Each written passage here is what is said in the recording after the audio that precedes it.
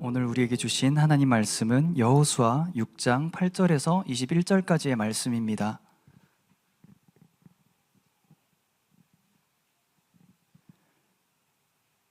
여호수아 6장 8절에서 21절까지의 말씀을 저와 여러분이 한 번씩 번갈아 가며 읽겠습니다.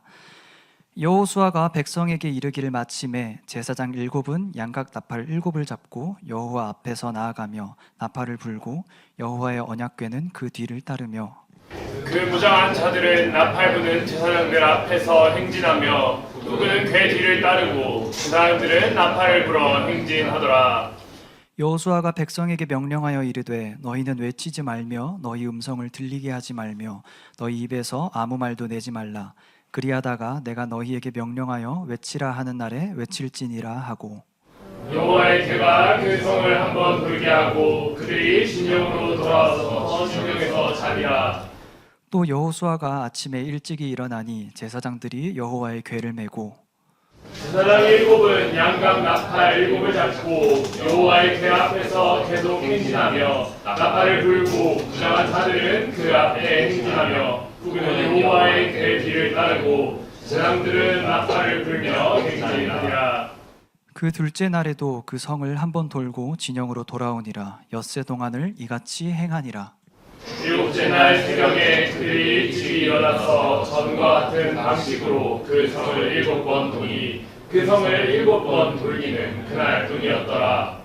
7번째에 제사장들이 나팔을 불 때에 여호수아가 백성에게 이르되 외치라. 여호와께서 너희에게 이 성을 주셨느니라. 이 성과 그 가운데 있는 모든 것을 여호와께 온전히 바치되 기생락과 그 집에 동거하는 자는 모두 살려주라. 이는 우리가 보낸 사자들을 그가 숨겨 주었음이니라. 너희는 온전히 바치고 그 바친 것 중에서 어떤 것이든지 취하여 너희가 이스라엘 진영으로 바치는 것이 되게 하여 고통을 당하게 되지 아니하도록 오직 너희는 그 바친 물건에 손대지 말라. 은금과 동철 기구들은 다 여호와께 구별될 것이니 그것을 여호와의 곳간에 드릴지니라 하니라. 이에 백성은 외치고 제사장들은 나팔을 불매 백성이 나팔 소리를 들을 때 크게 소리질러 외치니 성벽이 무너져 내린지라. 백성이 각기 앞으로 나아가 그 성에 들어가서 그 성을 점령하고 그 성 안에 있는 모든 것을 온전히 바치되 남녀노소와 소와 양과 나귀를 칼날로 멸하니라. 아멘. 정중신 목사님께서 승리의 비결이라는 제목으로 말씀 나누실 때 많은 은혜 받으시기 바랍니다. 안녕하세요. 안녕하세요. 되게 PPT 잘 보여요 이제? 네. 상현이가 되게 고심고심하고 의견을 모아서 바꿔가지고 이렇게 좀 바꿨습니다. 혹시 또 불편한 거 있으면 또 이야기 좀 해도 우리 상현이가 열심히 또 다시 세팅을 바꿀 것 같습니다. 잘 보였으면 좋겠고 또 그랬으면 좋겠습니다. 요즘 날이 많이 춥죠? 네. 더워요? 네. 지금은 더워요. 여기 히터 좀 꺼주시네요. 나만 더. 요즘 날씨 많이 쌀쌀한데 감기 안 걸리게 조심하세요. 자, 여러분들 삼국지라는 소설 잘 알아요? 많이 읽어봤죠? 거기에서 이제 나오는 주된 내용들이 이제 뭐 사랑과 전쟁 뭐 이런 내용이지 않겠습니까? 그죠? 근데 거기에서 전쟁 이야기가 제일 많이 나오잖아요. 대표적으로 뭐 적벽대전, 또 뭐 남만 전투, 뭐 한중 전투, 북벌 전투 뭐 이런 전투들이 많이 나오는데 목사님은 가장 기억에 남는 거는 뭐였냐면 유비가 형주에서 전쟁에 계속 지고 있었어. 그래서 서서도 뺏기잖아, 서서도. 근데 대신해서 제갈량이 이제 삼보초를 해가지고 유비가 제갈량이라고 하는 그 책사를 데려오잖아요. 그리고 제갈량이 이렇게 지시를 막 해줍니다. 유비는 어디에 있고 관우는 어디에 있어야 되고 장비는 어디 있고 조는 어디에 있고 막 이렇게 지시를 막 해줘요. 근데 그대로 돼요, 안 돼요? 그대로 돼요, 그대로. 조조가 막 와가지고 막 치러 왔는데 갑자기 막 축축축축 아니 조인이 그때 왔던가 아무튼 그래서 막 축축축축 막 생각하는 대로 막 다 되는 거예요. 거기에서 승리하고 도망갑니다. 촉당으로 도망가는데 그때 유비가 승리할 수 있는 비결은 뭐였어요? 누가 함께 있었기 때문이었어요? 누가? 유비와 함께 있는 애는 누구였어? 제갈량, 제갈공명이라고 하는 사람이 같이 있었기 때문에 유비가 그 위기를 모면할 수 있었고 전쟁에서 승리할 수 있었다라고 하는 거예요. 근데 오늘날 우리에게도 이러한 승리 공식 비결이 좀 필요하다라는 거예요.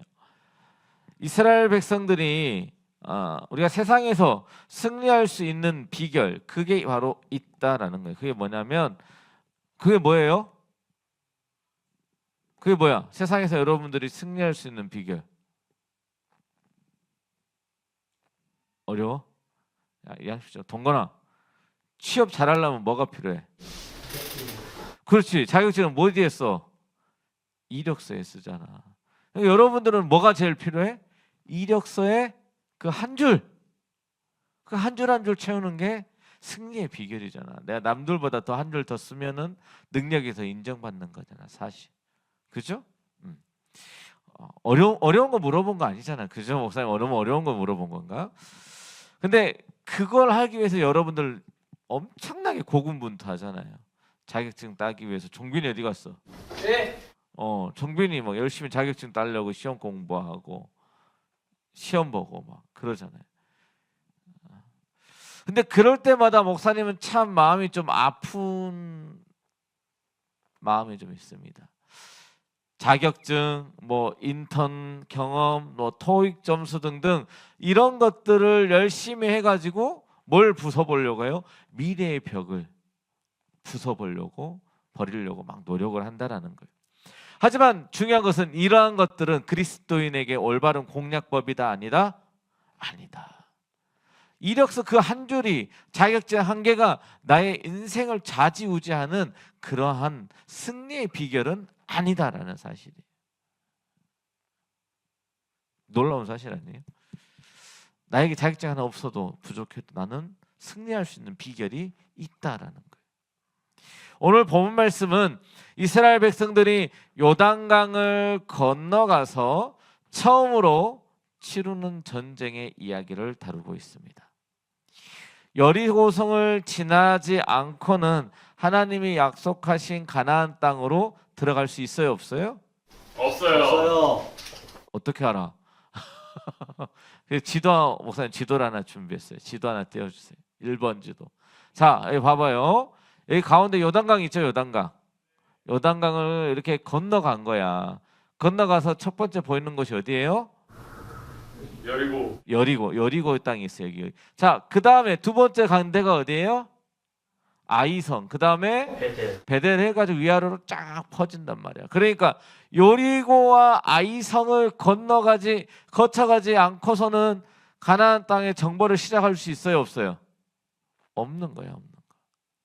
요단강을 저기서 딱 건너가가지고 딱 갔으니까.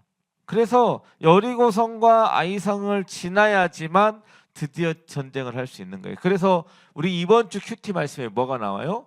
여리고성 전투와 아이성 전투가 나옵니다. 그래서 우리가 이 두 가지를 함께 오늘 살펴보려고 해요. 자, 여리고성을 보면 이렇게 생겼어요. 띄워보세요. 두 번째 사진. 이게 이제 여리고성이에요, 여리고성. 자, 보통 성에는 저기 이렇게 도랑이라고 써 있는 거 보여요? 도랑이 뭐야, 도랑? 강물, 이렇게 땅을 임의적으로 파가지고 물을 담아 놓는 거야. 그러니까 사람들이 저기를 쉽게 넘어가지 못하도록 성 주변에 땅을 파가지고 물을 담아 놓는 거예요. 건너오지 못하도록. 그래서 다리를 놓고 그러니까 아침이 되면 성문을 열어 다리를 내리고 밤이 되면 성문을 딱 들어 올려서 다 잠을 자는 거죠. 그리고 저렇게 외부에 옹벽이 있고, 그리고 나서 성벽이 있어요. 성벽 그 안쪽에는 또 뭐가 있어? 내성. 안쪽에 있는 성벽이 또 있는 거예요. 우리나라에도 보면은 뭐 남한산성 뭐 이렇게 있잖아요. 그게 이제 내부 성벽이고 그 외에 또 외부 성벽이 또 그렇게 크게 있어요. 저기 시대에도 저렇게 돼 있는 거죠. 자, 그러면은 강남 땅이 왜 비싼지 알아요? 몰라요. 몰라요? 고마워요. 모른다 해줘서. 여러분들 북한이 쳐들어올 때 우리가 어디를 끊고 갔어요? 한강 다리를 끊고 도망갔잖아. 그래서 그 강북은 어디에게 점령되기 쉬워요? 북한에게 점령되기가 쉬워요. 근데 강남은 상대적으로 안전하잖아요. 그래서 강남 땅이 비싼 거예요. 한강 남쪽이 비싼 거예요. 지금은 그게 큰 의미가 없으니까 강북도 비싸졌지만 그래도 그 강남 땅이 그렇게 비싼 거예요. 투자를 많이 하게 되는 거고. 마찬가지예요, 여러분들. 여기 도시에서도 저 내성 안쪽에 있는 데는 중심지고 그 내성 바깥쪽에 성과 그 외성과 내성 그 성벽 사이에 있는 이 거주 지역이 보이죠? 거기는 조금 땅값이 싼데 이렇게 생각하면 돼요. 조금 목숨이 위태로운 곳, 버려질 수도 있는 곳 그렇게 생각하면 됩니다. 그래서 여리고성이 저렇게 있기 때문에 점령하기가 쉬워요, 어려워요? 어렵다라는 거예요. 그래서 이 여리고성을 점령하려면 매우 힘든 전투를 해야 하는 상황입니다. 그런데 이러한 전투를 앞두고 있는 이스라엘 백성들이 하기가 어렵잖아요. 많이 피해도 클 거고. 근데 이러한 백성들, 걱정하는 백성들을 비웃기라도 하는 것처럼 성경에서는 뭐라고 이야기하고 있냐면 아니야. 일반적인 방법으로는 여리고를 무너뜨릴 수 없어. 그렇게 말하고 있는 겁니다. 그리고 오늘 여호수아의 전투는 동일하게 오늘날 우리에게 이렇게 이야기하고 있습니다. 하나님의 임재가 있으면 가능하고 하나님의 임재가 없으면 불가능. 이게 바로 승리의 공식이자 비결이다라고 이야기하고 있는 겁니다. 오늘 말씀을 통해서 우리 세상에서 승리한 우리 모든 기쁨생 청년부 여러분들 되기를 주님의 이름으로 축원합니다. 첫 번째로는 하나님의 임재는 내 방식을 오프하고 순종을 온했을 때 임한다라는 사실이에요. 오늘 본 말씀 8절부터 11절 말씀 우리 한 목소리로 다시 한번 읽어봅시다. 시작.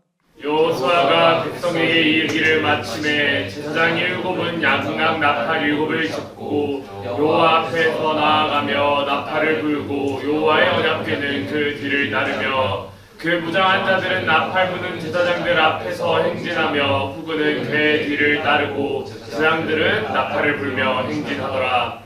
여호수아가 백성에게 명령하여 이르되 너희는 외치지 말며 너희 음성을 들리게 하지 말며 너희 입에서 아무 말도 내지 말라. 그리하다가 내가 너희에게 명령하여 외치라 하는 날에 외칠지니라 하고 여호와의 궤가 그 성을 한번 돌게 하고 그들이 진영으로 들어와서 진영에서 자니라. 아멘. 자, 여러분들 이게 지금 이스라엘 백성들이 여리고 성을 공략하는 방법이에요. 칼 들고 무작정 막 돌진한 게 아니고 이렇게 여리고성을 공략했다라는 거예요. 여러분들 과거 고대의 전투 방식에 대해서 여러분들 아십니까? 옛날에는요 성을 정복할 때 아니 평야에서 싸움할 때는 어떻게 싸웠냐면 아침에 닭이 울어요. 꼬끼 하고 울어. 그럼 어떻게 해요? 병장기를 막 주섬주섬 질고 나와가지고 여기 이렇게 이쪽과 이쪽에 서로 한번 쳐다봐봐. 현빈이랑 예영이랑 눈싸움 시작. 이렇게 보고 있는 거야. 전쟁 시작이. 그래서 이쪽에서 이스라엘 백성들이 나오고 여기서 이제 이렇게 여리고성 백성들이 나오면 군대가 나오면은 눈싸움 하는 거지. 나랑 이렇게 탁 싸우고 있어. 싸움 명령이 떨어질 때까지 이렇게 이러고 있는 거야. 어느 날은 싸움도 안 하고 이렇게 눈싸움 하다가 해가 그럼 잘 있어 간다 이렇게 가는 거야. 해가 지면 싸울 수 있어 없어? 이때는 전등이나 이런 게 없어. 불빛이 없어. 깜깜해. 평야야. 달빛밖에 없어. 달도 안 뜨면 싸울 수가 없는 거야. 보이질 않는데 어떻게 싸워? 누가 누군지 어떻게 알아서? 그러니까 못 싸우는 거야. 돌아가는 거야. 그리고 또 아침에 해가 떠. 그럼 또 와. 그럼 적의 약점을 막 찾아야 될 거 아니야. 지휘관이 공격하기 전까지는 또 눈싸움 하는 거지. 막 죽으라고 싸우다가도 해가 떨어져 그러면 퇴각하는 거야 또 막. 이게 고대의 전투 방법이야. 그러니까 전쟁을 하면 며칠이 걸려요. 막 몇 년이 걸리는 거야. 근데 그게 하루 종일 막 미친 듯이 밥만 먹고 야, 밥 먹고 싸우자 하고 막 싸우는 게 아니야. 막 싸우다가 해 지면 집에 들어가서 밥 먹고 이렇게 하는 거예요. 이렇게. 그러면 성을 점령하는 거는 어떻게 싸우냐? 여러분들 성경에도 많이 나와 있어요. 나중에 뒤쪽에 가면 바벨론이 예루살렘 성을 점령할 때 어떻게 점령했는지 알아요? 예루살렘 성을 포위하는 거야. 그리고 몇 년 동안 한 3년에서 5년 동안 포위하고 있어. 아무것도 안 해. 포위만 하고 있어. 얘네들 밖으로 못 나오게. 그럼 어떻게 해요? 예루살렘 사람들은 그 안에서 식량 가지고 먹고 살고 하다가 식량이 다 떨어지면 항복하고 나오는 거야. 그렇게 싸웠어요. 그렇게. 그럼 오늘날 여리고성도 어떻게 싸워야 되는 거야? 그러면 그냥 저길 막 전쟁 우리가 영화에서 보는 것처럼 막 성벽을 밟고 막 넘어가서 싸우면은 병사들 이스라엘 백성들 다 죽어 안 죽어? 많이 죽잖아요. 그 성을 하나, 둘, 셋, 네 개 막 점령하면 하면 할수록 이스라엘 백성들이 많이 죽어 나가겠죠. 그러면은 이 가나안 땅을 점령하는데 수십 년 아니 1세기, 2세기가 넘어가도 다 점령할 수 없어요. 그만큼 인원수가 많이 필요해요. 근데 그러면 어떻게 점령을 했냐? 아까 말했지만 이 성벽을 둘러싸고 있고 걔네들이 지쳐서 나올 때까지 기다리는 거야. 그러니까 얼마나 시간이 오래 됐겠어요. 근데 하나님께서는 그렇게 하라고 하지 않으셨어요. 뭐라고 이야기해요? 오늘 말씀처럼 언약궤 앞에 누구를 세워놓으라고요? 누구? 봐야 돼. 9절 말씀 띄워봐요. 시작.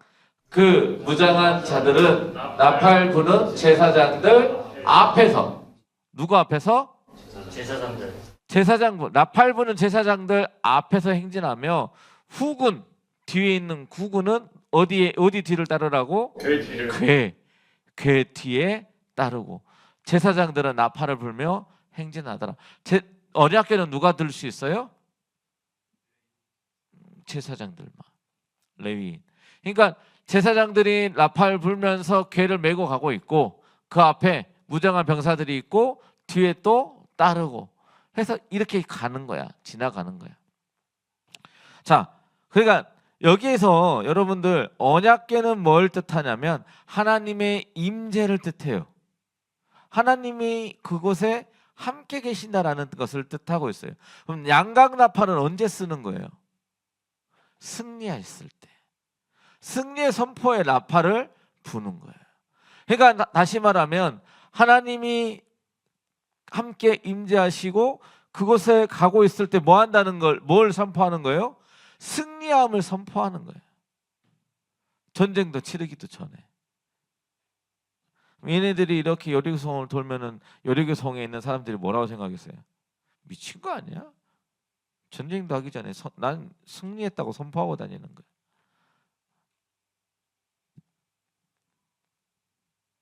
기광아, 임용시험 봐야 되지 내년에. 승리를 선포하고 다니라고. 나는 합격할 거야. 하나님 함께 하시니까 합격할 거야 선포하라고. 믿음으로. 하나님 그 믿음의 너의 선포를 받으실 거라고. 담대하게. 여러분도 그렇게 담대한 믿음을 가지고 선포할 수 있길 간절히 소망합니다. 하나님이 여러분들과 함께 하시면 절대 불가능이란 없어요. 여리고성이요? 여러분들 말했지만은 포기하고 3년 5년 있어야 되는데 지금 여리고성 지나서 아이성 가지고 가나안 땅을 다 점령해야 되는데 여리고성 하나에 3년 5년 소비할 수 없잖아요. 그러니까 하나님이 함께 하셔서 이렇게 하라고 이야기를 하시는 거예요. 그러니까 한마디로 하나님의 임재하심이 이스라엘 백성들 가운데 있고 이스라엘 백성들이 뭐 한 거예요? 순종하니까 여리고성이 무너지는 거죠.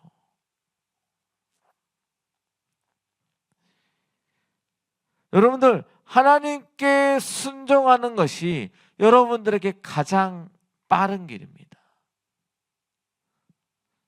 쉽게 생각하면 성 정복하려면 막 찾으러 가고 넘어가야지만 빠를 것 같은데 하나님은 그렇게 하라고 이야기하지 않아요. 너 내 말에 순종할래? 너 나와 함께 걸어갈래?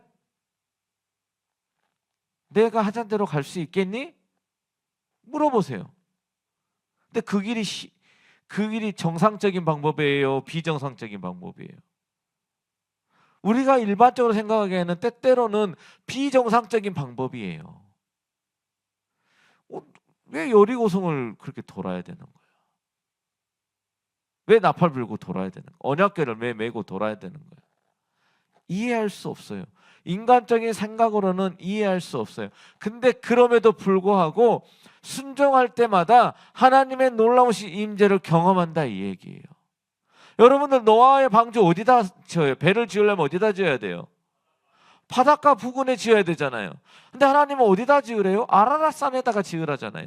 산 꼭대기다 지으래요. 비도 안 와요. 몇십 년 동안 비가 안 와요. 사람들이 배를 짓고 있는 노아 보고 너 미쳤니? 라고 이야기해요. 비가 오냐? 내일이 오냐? 모레 오냐? 안 와. 근데요, 노아가 하나님의 말씀에 꿋꿋하게 순종하고 나아가니까 구원을 받는 거예요. 여호수아와 그 백성들이 하나님이 6일 동안 돌라고 하잖아요. 7일 동안 돌라고 그러잖아요. 그죠? 근데 6일째까지 그렇게 조용히 돌아요. 6일째까지 설마 했을 거예요. 첫날 돌면 내일이면 뭐 다른 메시지가 오겠지. 둘째 날, 셋째 날, 넷째 날 묵묵히 돌 수 있어요. 여섯째 날까지 돌아. 근데 아무런 일이 없어. 이거 내일 돌아야 되나?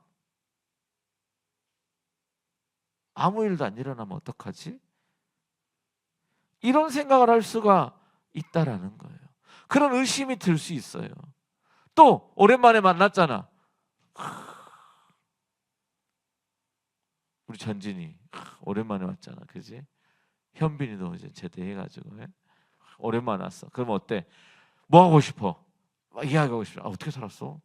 야, 잘 있었냐? 야, 오늘은 무너질까? 안 무너질까? 야, 뭔 일 있을까? 오늘도 그냥 돌아야 돼?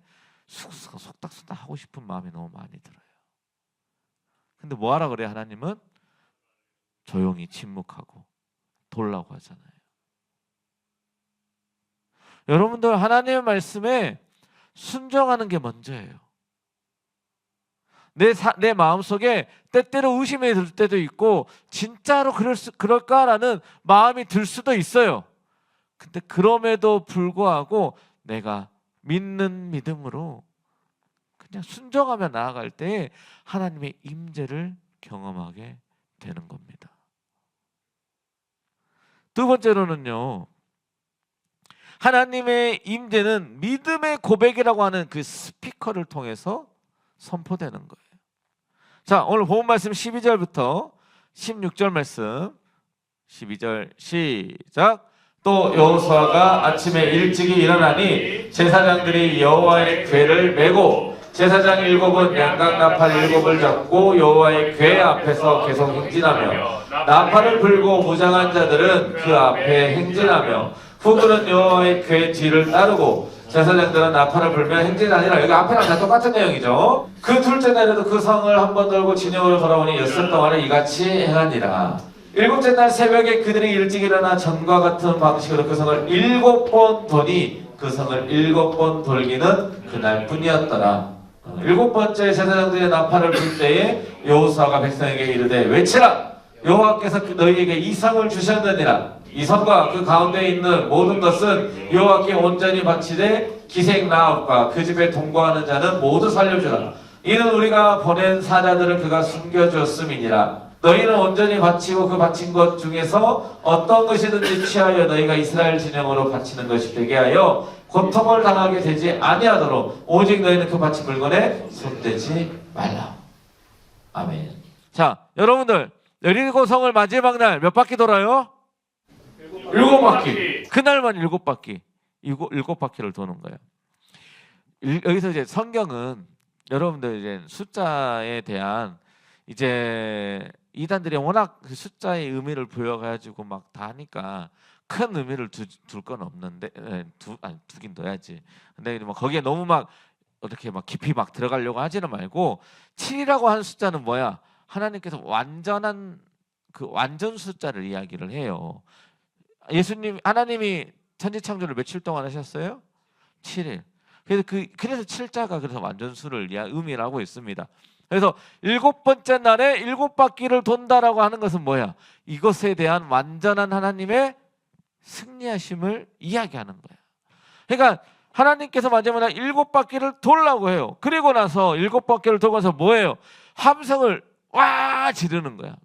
목사님이 그 엑스맨 보면은 거기 나오잖아. 음파 공격하는 애. 막 유리창 다 깨지고 막 그러잖아. 근데 그런 게 아니라 얘네 그냥 병사들이 막 와 하고 소리 질렀는데 성벽이 어떻게 됐다고요? 무너져 버렸어. 있을 수 있는 일이에요? 있을 수 있어요, 없어요? 없죠. 여러분들 요단강이 찻발을 땅 디뎠을 때 요단강이 갈라져요. 있을 수 있는 일이에요? 없는 일이죠. 왜 하나님이 그렇게 놀라운 일을 이스라엘 백성들이 시작할 때 보여줬을까요? 그건요, 내가 바로 너희의 하나님이다. 나는 옛날에 홍해를 갈랐던 것처럼 지금도 요단강을 가를 수 있고, 나는 너희들이 전쟁에서 힘들게 나아가야 되는 이 여리고 성도 내가 너희가 함성만으로 무너뜨릴 수 있다. 이 이야기예요. 오늘 이스라엘 백성들이 7번 성벽을 돌고 함성을 지른 이 함성은요, 그냥 소리 질러서 그게 무너진 게 아니에요. 걔네들이 소리가 막 엄청 크게 해가지고 막 데시벨이 엄청 높아서 성벽이 무너진 게 아니고, 여기서 지르는 이 함성은 하나님을 향한 믿음의 고백이에요. 어떤 고백? 하나님의 말씀대로 내가 순종하고 하나님의 말씀대로 내가 선포하고 나아가겠다고 하는 믿음의 고백인 거예요. 그 믿음의 고백 때문에 이 여리고성이 무너졌다라는 거죠.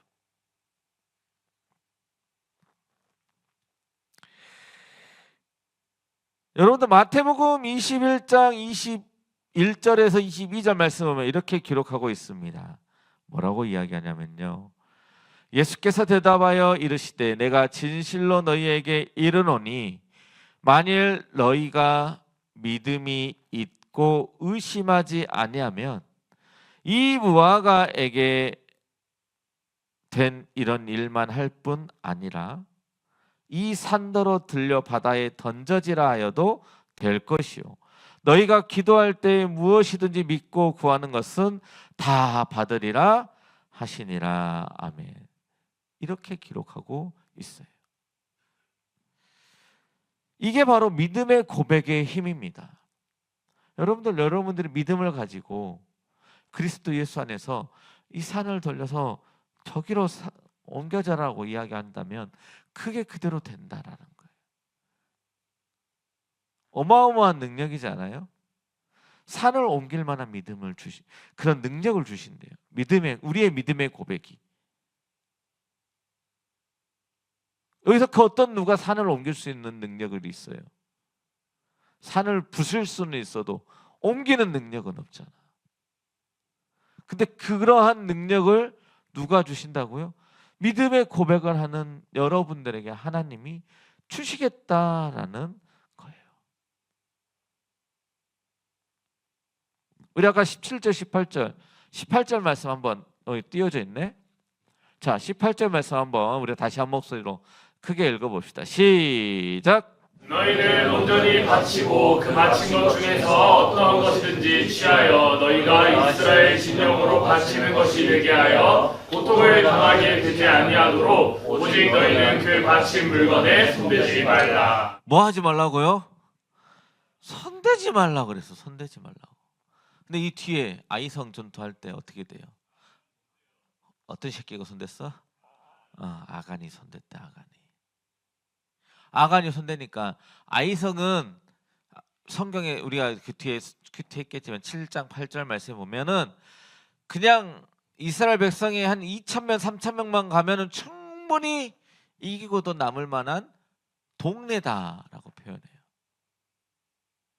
근데 저요 안 져요? 저요. 왜 졌어요? 말 안 들어서요. 우리가 이거를 기억해야 돼요, 여러분들.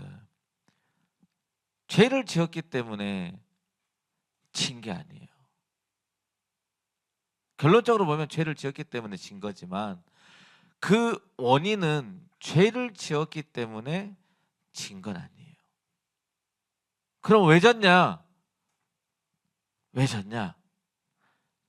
이스라엘 백성이 죄를 지음으로 인해서 하나님의 임재가 그 가운데 없었기 때문에 진 거예요. 근본적인 원인은 하나님의 함께 하시지 않으셨기 때문에 진 거예요. 아니 죄를 지었으니까 하나님 함께 하지 못하죠. 우리는 원래 기본적으로 죄인이에요. 근데 하나님이 우리가 하나님의 말씀에 순종하고 말씀대로 살려고 노력하고 믿음의 고백을 할 때에는 하나님이 우리와 함께 하여 주세요. 그런데요, 우리 가운데 죄가 있으면 하나님은 함께 하지 않으세요. 아간 한 명의 죄 때문에 이 이스라엘 백성이라고 하는 공동체가 하나님의 임재 가운데 있을 수가 없었어요. 그렇기 때문에 여리고 성을 무너뜨렸던 이스라엘 백성이 그보다 한참 작은 동네에 불과했던 아이성을 점령하지 못했던 거예요.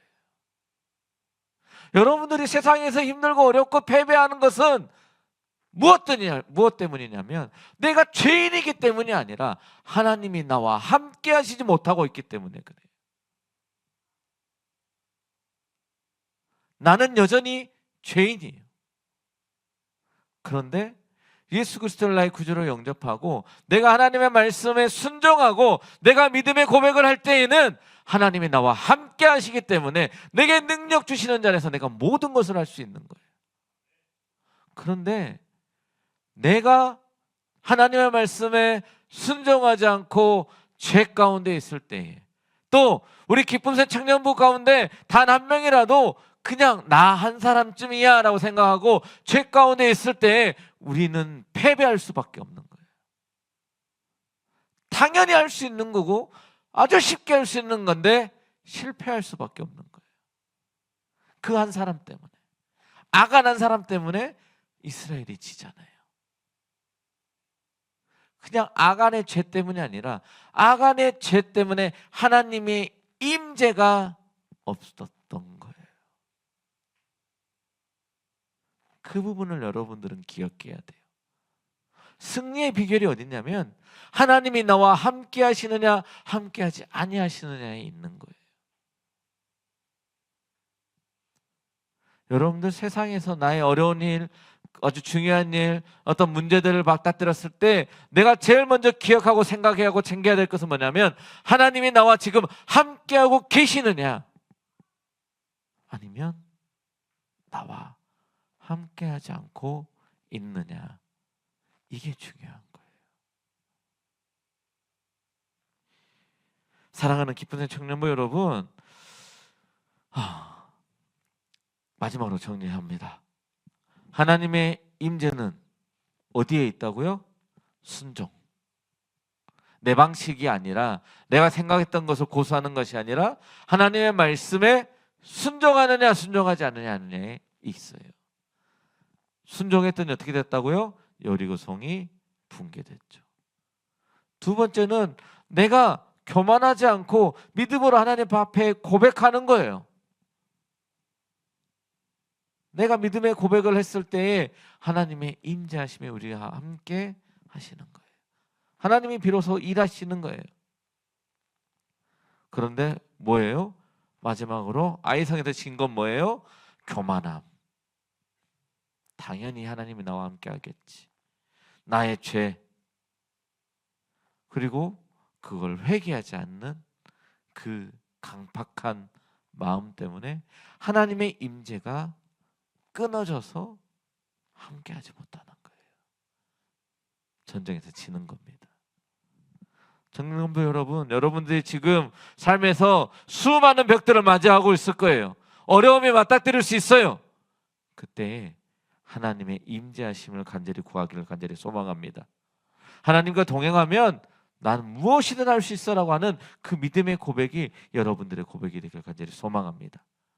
하나님의 임재하심 가운데, 하나님과의 동행하심 가운데 여러분들의 삶의 발걸음 한 걸음 한 걸음을 나아가시는 우리 모든 청년부 여러분들 되기를 간절히 소망합니다. 기도하겠습니다. 사랑과 은혜가 풍성하신 하나님 아버지, 이스라엘 백성들을 요단강을 건너게 하시고 여리고성을 무너뜨리게 하시고 점령케 하신 그 하나님을 오늘 우리가 살펴보았습니다. 하나님, 하지만 하나님이 임재하지 못하시고 함께하지 못하셨을 때에 그보다 더 작은 동네인 아이성을 무너뜨리지 못하고 패배하는 것을 살펴봅니다. 주여, 우리가 이 시간 간절히 구하는 것은 하나님의 임재하심을 원합니다. 우리와 함께 하시길 간절히 소망합니다. 아버지, 우리의 삶의 발걸음마다 문제를 부딪힐 때마다 오직 주님과 함께